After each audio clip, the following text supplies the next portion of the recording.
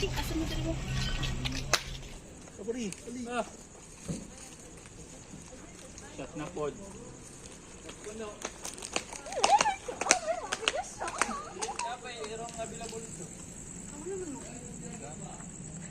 May naman ang rita dito. Uy, gamay ra kayo eh. Gamay. Dito din sa inyo ah. Sa mo karon nga 11k. 1 month. 11k lagi. Mabali na nitaw pa na bali. Siya guys. Mauna na ako sa inyo ha. Uwi na ako. Okay, ha? Ingat kayo dito ha. Bye. Mauna na ako. Sige, bye. Wag tayo na account niya ha. After a few minutes, Ang ba nagtinigil mo ba? Ito. Basin ba Joe? Dito ni. Nagaway. Tapos magunsa. May bibili mo na ako doon ha. Ay, Bibili man. Sige. Balik ka ha. Balik ka. Sige, hintayin kita. Balik ka, pre. Pre, okay ka lang.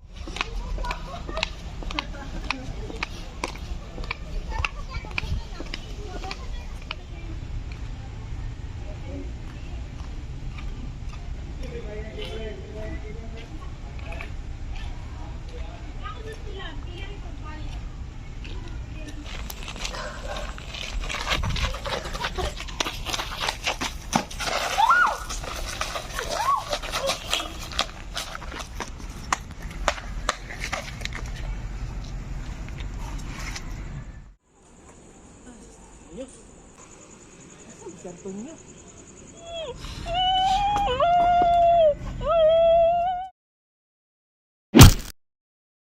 Antonio! Antonio! Antonio!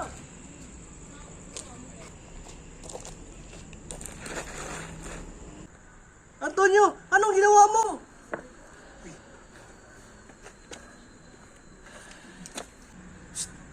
Huwag ka magsusumbong. Di, papatayin kita.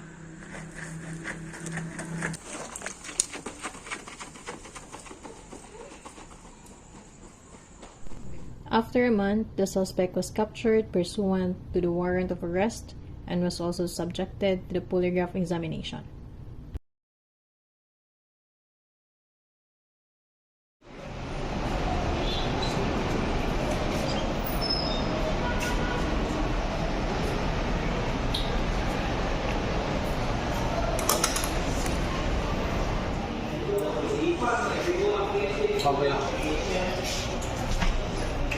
Sulod. Sige, likod. Dalbag, kita.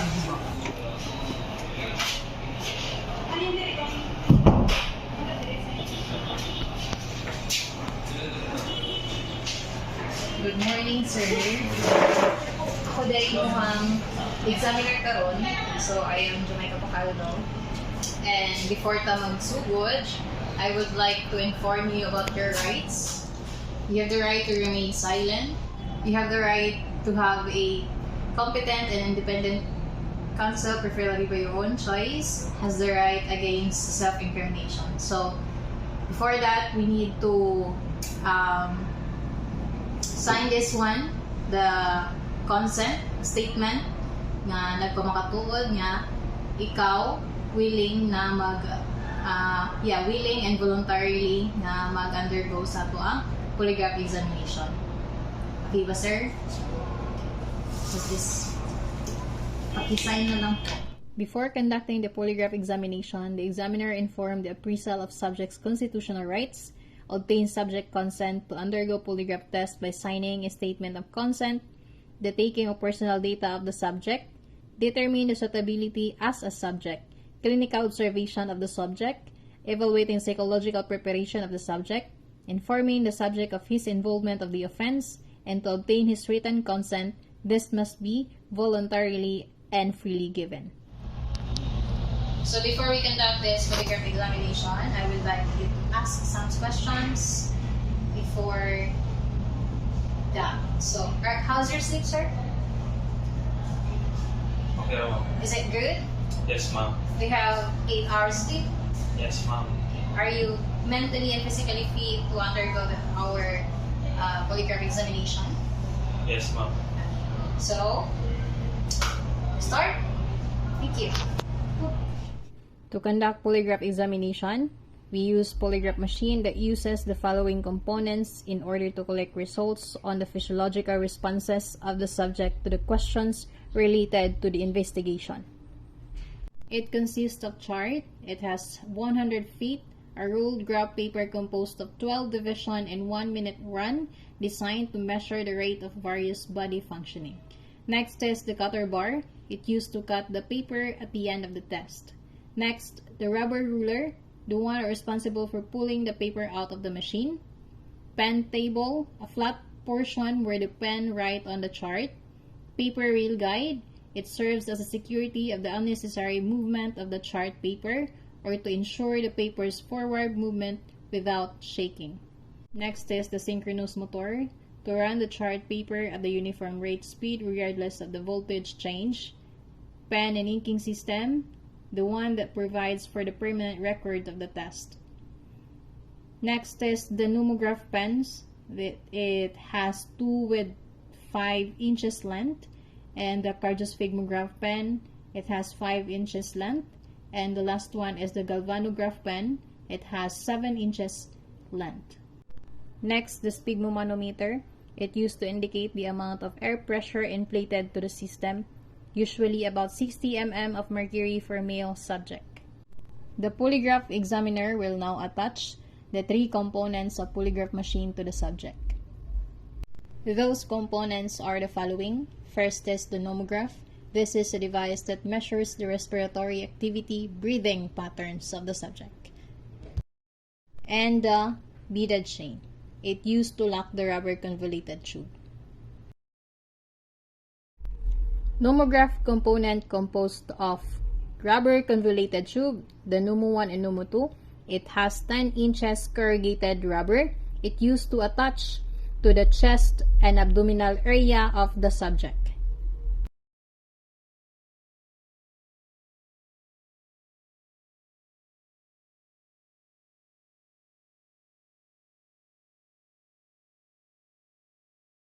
Next, galvanograph component or the GSR. It used to record the skin resistance of the subject to a very small amount of electricity. It composed of finger electrode plate and retainer band. It attached to the left index and ring finger of the subject.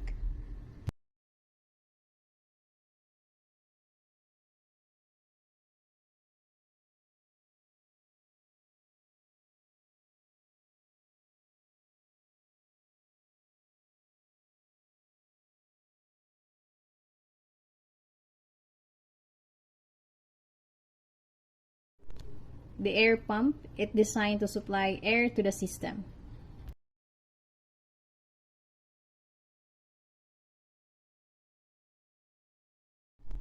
The last component is the cardiosphygmograph component. It used to record the changes of blood pressure and pulse rate of the subject. It composed of blood pressure cuff. It used to attach to the upper right arm of the subject, transmit impulse from the brachial artery.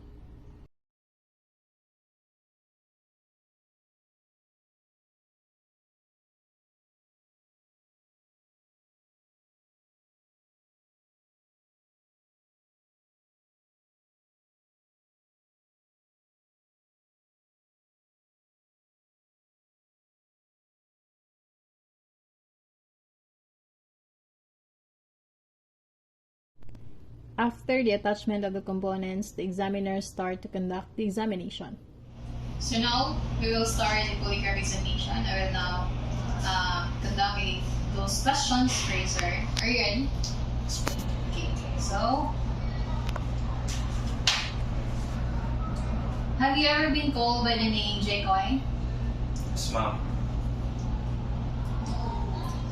Do you sometimes watch TV? Yes, ma'am. Were you with Patrick Habul and Judy Mabasa in CSR store on July 13, 2023 at around 6 p.m.?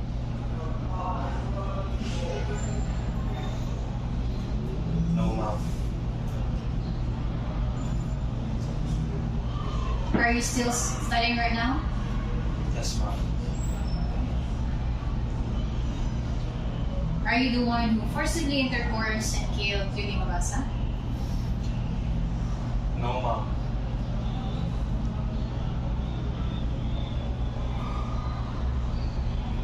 Before reaching the age of 23, have you ever molested someone? No, ma'am.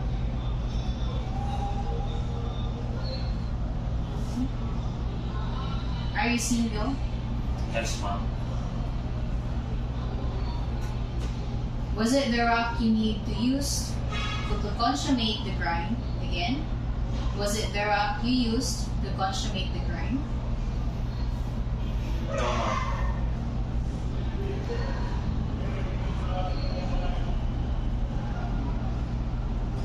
Do you know who forcibly intercourse and killed Cutie Mabasa?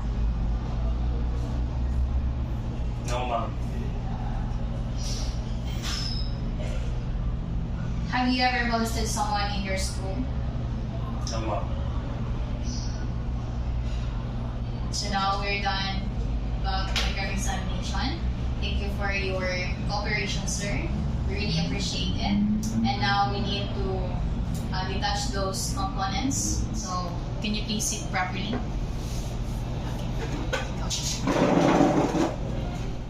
After conducting the examination, this is where the examiner will detach the last component she attached, which is the cardiosphygmograph component, followed by galvanograph and nomograph component.